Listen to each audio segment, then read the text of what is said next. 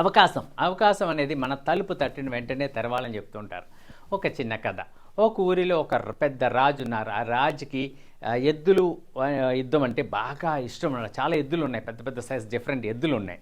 So ఏంటంటే ఈ రాజు కూతుర్ని ఒక సాధారణ వ్యక్తి ప్రేమిస్తాడు. రాజు దగ్గరికి వచ్చి ఈ వ్యక్తి అంటాడు, నీ కూతుర్ని నేను ప్రేమించాను, నాకు ఇచ్చి పెళ్లి చేయి అంటాడు. ఇప్పుడు రాజు అంటాడు, నీకు చిన్న పరీక్ష, నా దగ్గర ఎద్దులు ఉన్నాయి, ఎద్దుని లైన్లో నించోబెడతాను, 3 ఎద్దుల్ని, ఏదో ఒక ఎద్దు తోక పట్టుకుంటే నువ్వు విజేతవి, నా కూతుర్ని ఇచ్చి పెళ్లి చేస్తానని చెప్తాడు. సో సరే కదా నేను ఒప్పుకుంటాడు. ఒప్పుకొని ఏం చేస్తాడంటే లైన్లో ఎద్దులు నిలబెడతాడు.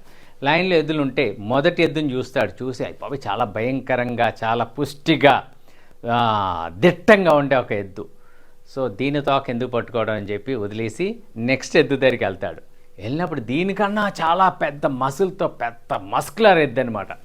సో దీని తోక పట్టుకుంటే చాలా డేంజరస్, మళ్ళీ నేను తోక పట్టుకున్నాను, నేను పొడి చేస్తుంది, నేను చచ్చిపోతానని చెప్పి ఏం చేస్తాడంటే 2వ ఎద్దుని కూడా వదిలేస్తాడు. వదిలేసి 3వ ఎద్దు దగ్గరికి వెళ్తాడు. 3వ ఎద్దుని చూడగానే ఏంటంటే ఫ్రెండ్ని చూస్తే బక్క చిక్కిపోయిన ఎద్దు, చాలా దాని దుమ్ములన్నీ బయట కనిపిస్తున్నాయి, చాలా లీన్గా వీక్గా ఉండే ఎద్దు అనమాట. సో ఆవేశంగా ఆయాసంగా వెళ్ళి ఆ ఎద్దు తోక పట్టుకుందామని వెళ్తే తోక లేదు ఆ ఎద్దుకి. మీకు అర్థమైంది కదండి.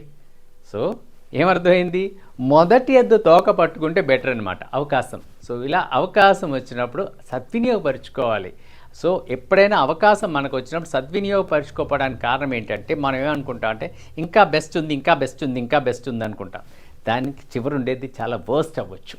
సో ఇంకొకటి ఏంటంటే మొదటి ఎద్దుని పట్టుకున్నప్పుడు రిస్క్ ఉంటుంది. రిస్క్ మనకి ఒక రాజుగారు కూతురిని పెళ్లి చేసుకోవాలంటే, అంత పవర్ఫుల్ రాజుగారు కూతురిని పెళ్లి చేసుకోవాలంటే రిస్క్ ఉంటుంది. రిస్క్ తీసుకుంటేనే మనకి సక్సెస్ అనేది ఉంటుంది.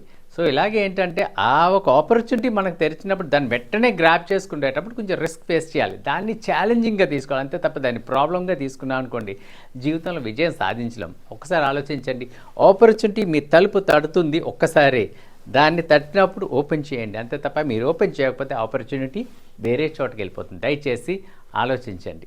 సో ఆపర్చునిటీస్ ఎప్పుడు మనకు ఉంటాయి, ఒకటి కాకపోతే ఒకటి మనం వినాలి.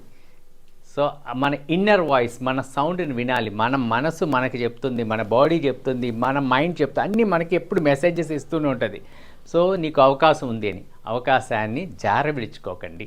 సో జీవితంలో అవకాశాలు వచ్చినప్పుడు అవకాశాలని యాక్సెప్ట్ చేయండి, కానీ కాస్త రిస్క్ ఉంటుంది, ఆ రిస్క్ని కూడా తీసుకోవడానికి ముందుకు రండి. ఎప్పుడైతే రిస్క్తో ఒక ఆపర్చునిటీని తీసుకుంటామో అంత మనసులో తృప్తి అనేది ఉంటుందండి. Thank you.